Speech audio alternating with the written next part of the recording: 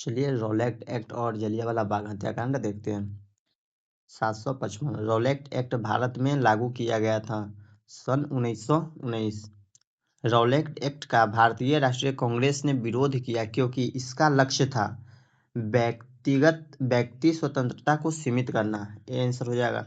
जलियांवाला बाग नरसंहार गांधीवादी सत्याग्रह के संबंध में हुआ था। Rowlatt act. जलियांवाला बाग हत्याकांड हुआ था 13 अप्रैल 1919। जलियांवाला बाग में प्रदर्शन के लिए क्यों लोग जमा हुए थे? जलियांवाला बाग में प्रदर्शन के लिए लोग क्यों जमा हुए थे? किचूल तथा सत्यपाल के बंदी बनाने के विरोध में प्रदर्शन कर रहे थे। रविंद्रनाथ टैगोर ने अपनी नाइटहुड की उपाधि किस कारण त्याग दी? सी आंसर हो जाएगा जलियांवाला बाग हत्याकांड। अमृतसर के जलियांवाला बाग में भीड़ का दमन हुआ था 13 अप्रैल 1919 को। जलियांवाला बाग हत्याकांड 13 अप्रैल 1919 वर्ष 1919 में भारतीय इतिहास से संबंधित है। वर्ष 1919 भारतीय इतिहास से संबंधित है। बी आंसर इसका हो जाएगा जलियांवाला बाग त्रासदी। जलियांवाला बाग नरसंहार गांधीवादी सत्याग्रह के संबंध में हुआ था। Rowlatt act. लंदन में 13 मार्च 1940 को सर माइकल ओ डायर को गोली किसने मारा था? ऊधम सिंह। D answer Udham Singh. जलियांवाला बाग हत्याकांड के जिम्मेदार जनरल डायर को किसने मारा था? ऊधम सिंह। सी इसका आंसर हो जाएगा ऊधम सिंह। खिलाफत आंदोलन देखते हैं। किसने खिलाफत आंदोलन को हिंदुओं और मुसलमानों की एकता के एक ऐसे अवसर के रूप में देखा जो 100 वर्षों में भी पुनः प्रस्तावित नहीं होगा? सी महात्मा गांधी। 1920 की खिलाफत कमेटी की सभा जिसने गांधी को असहयोग आंदोलन के नेतृत्व को संभालने का अनुरोध किया था वह किस शहर में हुआ था? सी इलाहाबाद। महात्मा गांधी ने खिलाफत आंदोलन का समर्थन क्यों किया? गांधी जी ने अंग्रेजों के खिलाफ अपने आंदोलन में भारतीय मुसलमानों का सहयोग प्राप्त करना चाहता था। बी आंसर हो जाएगा। 1921 में मोपला आंदोलन की जो शाखा थी 1921 में मोपला आंदोलन की जो शाखा थी खिलाफत आंदोलन की। असहयोग आंदोलन 771। असहयोग आंदोलन के दौरान किसने बिहार में किसानों की अगुवाई की? असहयोग आंदोलन के दौरान किसने बिहार में किसानों की अगुवाई की? तो इसका आंसर हो जाएगा श्री कृष्ण सिंह। गांधी जी के असहयोग आंदोलन में लोगों को शराब से परहेज करने का आग्रह किया गया। फलस्वरूप सरकार के स्वराज में भारी कमी आई। एक प्रदेश की सरकार ने लोगों को फिर से शराब पीने को प्रेरित करने के लिए प्रमुख व्यक्तियों की एक सूची पारित की जो शराब पीते थे। उस प्रदेश का नाम क्या है? बिहार। भारतीय किसानों के इतिहास में संगठित असहयोग का प्रथम उदाहरण कहाँ घटित हुआ था? असहयोग का प्रथम उदाहरण बिहार और बंगाल में घटित हुआ था। भारतीय राष्ट्रीय कांग्रेस ने असहयोग आंदोलन किस वर्ष प्रारंभ किया? भारतीय राष्ट्रीय कांग्रेस ने 1920। गांधी जी ने असहयोग आंदोलन कब प्रारंभ किया? 1920। किस क्षेत्र में राहुल सांकृत्यायन 1920 के असहयोग आंदोलन में सक्रिय थे? छपरा। ये आंसर। किस घटना के बाद महात्मा गांधी ने असहयोग आंदोलन को अपनी हिमालय जैसी भूल बताई? चौरी चौरा के बाद।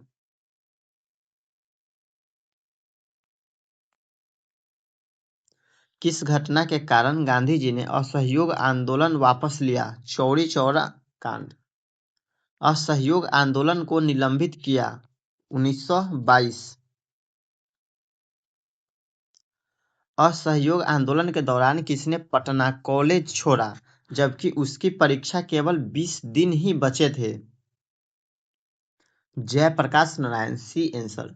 1920 से 22 के असहयोग आंदोलन के दौरान बिहार में प्रचलित मान्यताओं में से एक यह थी कि उनकी जीत होगी क्योंकि गांधी को अंग्रेजों को हराने का तरीका पता था। क्योंकि गांधी को अंग्रेजों के हराने का तरीका पता था। असहयोग आंदोलन के स्थगन संबंधित घटनाओं का सही क्रम इंगित करें। सही क्रम इंगित करें। चौरी चौरा में पुलिस गोलीकांड, ये भी है, ये प्रथम है। उग्र भीड़ द्वारा पुलिस थाना को जलाना, ये भी हो जाएगा। गांधी जी द्वारा आंदोलन का स्थगन, ये भी है। गांधी जी का गिरफ्तारी, ये भी है। ये आंसर हो जाएगा। सभी सही है, सभी एक ही लाइन से है। फरवरी 1922 में पुलिस चौकी में आग लगाने की घटना से संबंधित चौरी चौरा किस राज्य में है? चौरी चौरा किस राज्य में है? तो ये उत्तर प्रदेश में है। D answer. निम्न में से किसने असहयोग आंदोलन के दौरान वकालत छोड़ दी? चित्तरंजन दास ने।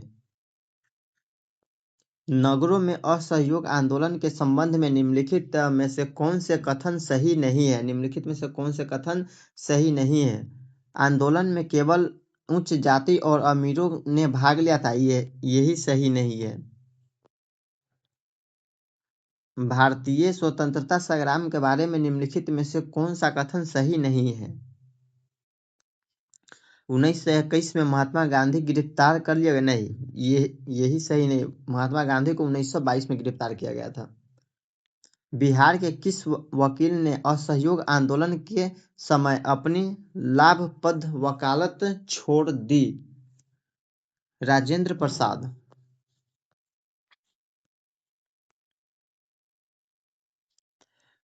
1923 से 28 के काल में भारतीय राजनीतिक में क्रांतिकारी कार्यविधियों की पुनरावृत्ति का कारण क्या था? पुनरावृत्ति का कारण क्या था? गांधी जी द्वारा असहयोग आंदोलन का स्थगन। B answer. स्वराज पार्टी की गठन। CR दास एवं मोतीलाल नेहरू ने कांग्रेस के भीतर स्वराज पार्टी किस उद्देश्य से बनाई? कांग्रेस के भीतर स्वराज पार्टी किस राज्य सी आंसर हो जाएगा। राज्य परिषदों के चुनाव में भाग लेने हेतु। राज्य परिषद के चुनाव में भाग लेने हेतु स्वराज दल की स्थापना असफल के बाद हुई। स्वराज दल की स्थापना असहयोग आंदोलन के असफल के बाद हुई। स्वराज पार्टी का गठन डैश की असफल के बाद हुआ था? असहयोग आंदोलन। स्वराज दल की स्थापना किसने किया था? चित्तरंजन दास और मोतीलाल नेहरू। डी आंसर हो जाएगा। 1923 में स्वराज पार्टी का गठन किसने किया? 1923 में स्वराज पार्टी का गठन किसने किया? CR दास व मोतीलाल नेहरू। CR दास व मोतीलाल नेहरू। बिहार में स्वराज दल का गठन किसने किया? बिहार में स्वराज दल श्री कृष्ण सिंह। बिहार में स्वराज दल का गठन श्री कृष्ण सिंह ने किए थे। स्वराज दल की स्थापना बिहार में किसने किया? श्री कृष्ण सिंह। स्वराज दल का स्थापना बिहार में किसने किया? श्री कृष्ण सिंह। वर्ष 1923 में स्वराज पार्टी का गठन एक समूह के रूप में इनमें से किस संगठन ने किया? इनमें से किस संगठन ने किया? बी आंसर हो जाएगा। कांग्रेस।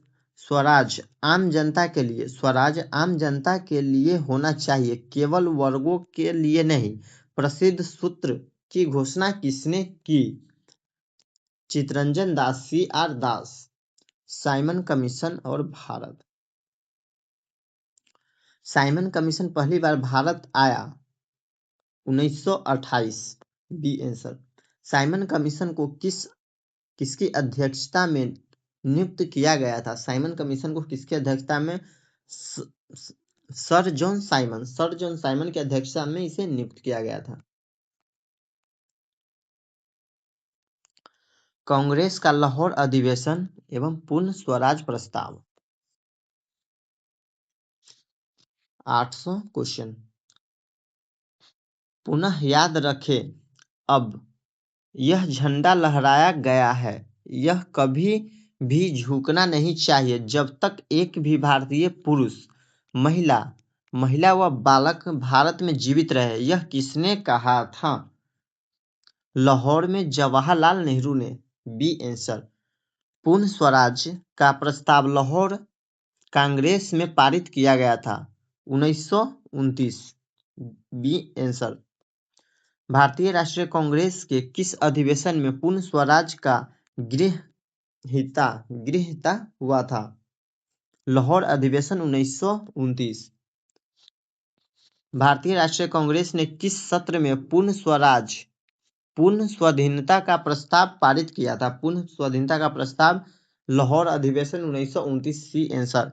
1929 में लाहौर में आयोजित भारतीय राष्ट्रीय कांग्रेस के अधिवेशन का अध्यक्ष कौन थे? जवाहरलाल नेहरू। भारतीय राष्ट्रीय कांग्रेस द्वारा किस दिन पूर्ण स्वराज दिवस घोषित किया गया था? 26 आंसर हो जाएगा 26 जनवरी 1930। वर्ष 1929 में लाहौर में आयोजित भारतीय राष्ट्रीय कांग्रेस के अधिवेशन का अध्यक्ष कौन थे? सी जवाहरलाल नेहरू। 1929 के कांग्रेस अधिवेशन में पूर्ण स्वराज का पताका किसने लहराया था? पंडित जवाहरलाल नेहरू। सविनय अवज्ञा आंदोलन। दांडी यात्रा की गई 1930। D answer. दांडी यात्रा कितने दिनों की चली? दांडी यात्रा कितने दिनों के लिए चला था? तो ये सी आंसर हो जाएगा 24 दिनों के लिए। 1930 में महात्मा गांधी ने सविनय अवज्ञा आंदोलन कहाँ प्रारंभ किया? साबरमती। D answer. वर्ष 1930 में महात्मा गांधी ने सविनय अवज्ञा आंदोलन कहाँ से प्रारंभ किया? बी दांडी।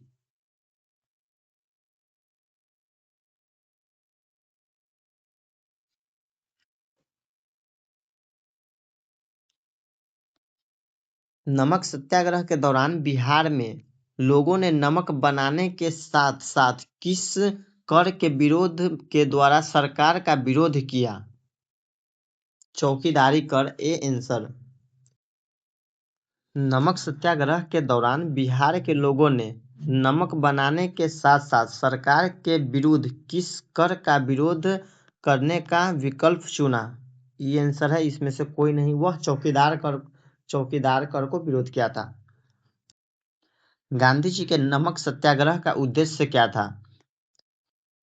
नमक कानून को निरस्त करना, सरकार के सत्ता की कटौती, आम लोगों के लिए आर्थिक राहत, पूर्ण स्वराज। ये तो नहीं था। उपयुक्त में से एक से अधिक। ई आंसर हो जाएगा। इनमें से किस महिला ने बिहार में नमक सत्याग्रह में सक्रिय भाग लिया था? उपयुक्त में से एक से अधिक। D answer. सविनय अवज्ञा आंदोलन की असफलता के बाद गांधी जी ने महत्वपूर्ण रचनात्मक कार्य किए। 6 अप्रैल 1930 को चंपारण में नमक सत्याग्रह का नेतृत्व किसने किया था? आंसर हो जाएगा विपिन बिहारी वर्मा। बेगूसराय के चौकीदारी टैक्स के विरुद्ध आंदोलन एक हिस्सा था सविनय अवज्ञा आंदोलन। बिहार के किसान ने किस आंदोलन में चौकीदारी कर से चौकीदारी कर देने से इनकार कर दिया, चौकीदारी कर देने से इनकार कर दिएगा सविनय अवज्ञा आंदोलन के दौरान। बंगाल भागलपुर में नमक सत्याग्रह का नेतृत्व किसने किया था? भागलपुर में नमक सत्याग्रह का नेतृत्व महादेवलाल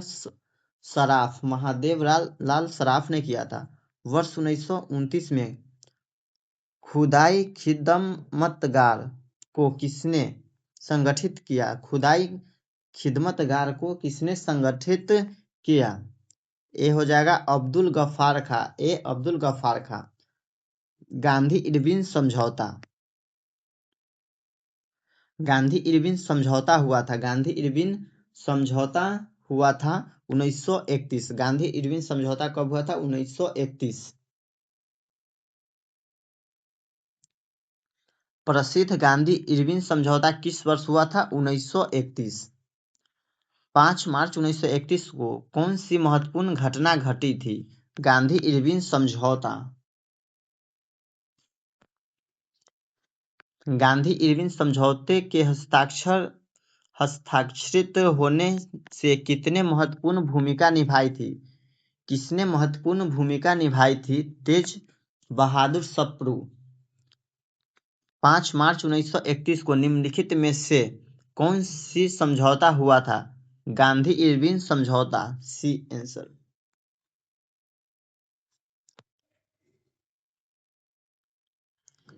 गोलमेज सम्मेलन, गोलमेज सम्मेलन। निम्नलिखित में से किस भारतीय नेता ने लंदन में प्रथम गोलमेज सम्मेलन में भाग लिया था? प्रथम गोलमेज सम्मेलन में भाग लिया था मौलाना, ये आंसर हो जाएगा मौलाना मुहम्मद अली, मौलाना मुहम्मद अली।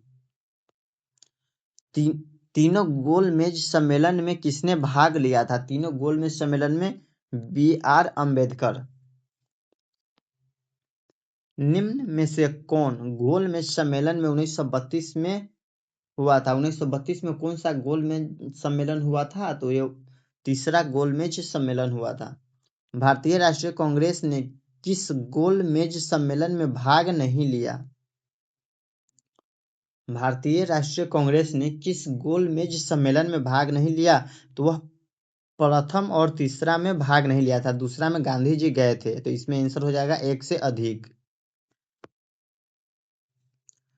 द्वितीय गोलमेज सम्मेलन किस प्रश्न पर असफल रहा? द्वितीय गोलमेज सम्मेलन किस प्रश्न पर असफल रहा? सांप्रदायिक प्रतिनिधित्व। A answer. डॉक्टर अंबेडकर और महात्मा गांधी, डॉक्टर अंबेडकर और महात्मा गांधी के बीच दूसरे गोलमेज संगोष्ठी के समय किस विषय पर मतभेद हो गया? किस विषय पर मतभेद हो गया? तो ये डी, दलितों के लिए पृथक मतदान। महात्मा गांधी 1931 में खाली हाथ कहां से भारत लौटे? लंदन। राउंड टेबल कॉन्फ्रेंस के समय इंग्लैंड का प्रधानमंत्री कौन था? राउंड टेबल कॉन्फ्रेंस के समय इंग्लैंड का प्रधानमंत्री कौन था? James Ramsay MacDonald, James Ramsay MacDonald. चलिए आज यहीं तक रहते हैं। अगर आप लोगों को PDF चाहिए तो बता दीजिएगा, और आज का सेशन यहीं समाप्त करते हैं।